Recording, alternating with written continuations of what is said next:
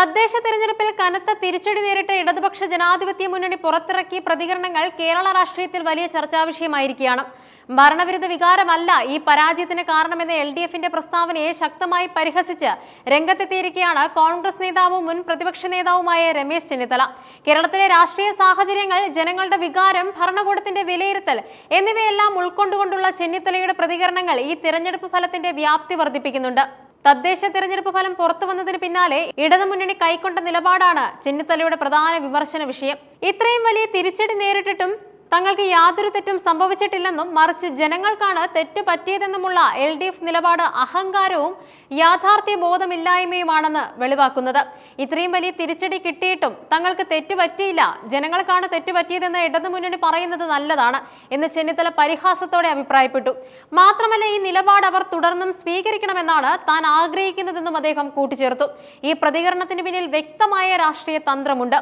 ഒരു മുന്നണി കനത്ത പരാജയം ഏറ്റുവാങ്ങുമ്പോൾ സ്വയം വിമർശനം നടത്താതെ മറ്റുള്ളവരുടെ മേൽ കുറ്റം ചുമത്തുന്നത് രാഷ്ട്രീയമായി ദോഷം ചെയ്യുമെന്ന വിലയിരുത്തലാണ് ചെന്നിത്തല പങ്കുവെക്കുന്നത്.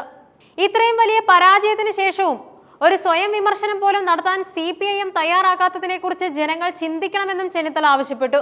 ഒരു ജനാധിപത്യ പാർട്ടിയെ സംബന്ധിച്ചിടത്തോളം ജനവിധി അംഗീകരിക്കുക മാത്രമല്ല, അതിന്റെ കാരണങ്ങൾ കണ്ടെത്തി തിരുത്തലുകൾ വരുത്തുകയും വേണം. എന്നാൽ അത്തരമൊരു തിരുത്തൽ പ്രക്രിയയ്ക്ക് ഇടതുമുന്നണി തയ്യാറാകുന്നില്ലെന്ന് ചെന്നിത്തല വിമർശിക്കുന്നുണ്ട്.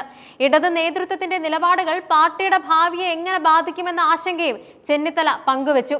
ഇങ്ങനെ ഒരു മുഖ്യമന്ത്രിയും പാർട്ടി സെക്രട്ടറിയും ഉണ്ടെങ്കിൽ CPIMന്റെ ഗതി എന്താകുമെന്ന് നിങ്ങൾ തന്നെ ചിന്തിച്ചാൽ മതി എന്ന അദ്ദേഹത്തിന്റെ പ്രസ്താവന നിലവിലെ ഭരണ നേതൃത്വത്തോടുള്ള ജനങ്ങളുടെ അതൃപ്തിയെ ചൂണ്ടിക്കാണിക്കുന്നുണ്ട്.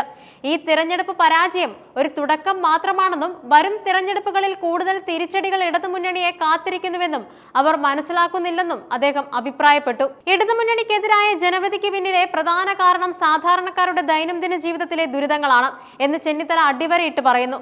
സർക്കാരിന്റെ നയങ്ങൾ, ഭരണത്തിലെ കെടുകാര്യസ്ഥത, സാമ്പത്തിക പ്രതിസന്ധി എന്നിവയെല്ലാം ജനജീവിതത്തെ സാരമായി ബാധിച്ചു.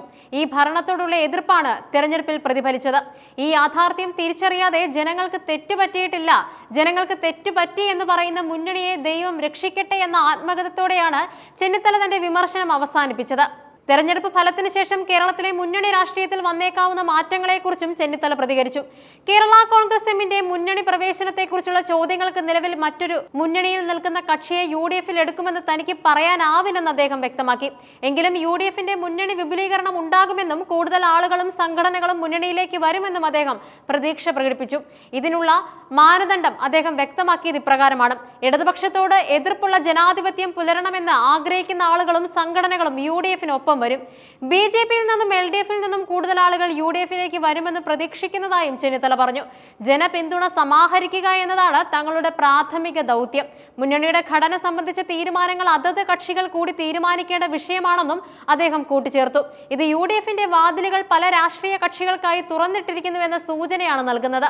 രമേശ് ചെന്നിത്തലയുടെ പ്രതികരണങ്ങൾ തദ്ദേശ തിരഞ്ഞെടുപ്പ് ഫലത്തെക്കുറിച്ചുള്ള UDFന്റെ ഔദ്യോഗിക നിലപാട് വ്യക്തമാക്കുന്നുണ്ട്.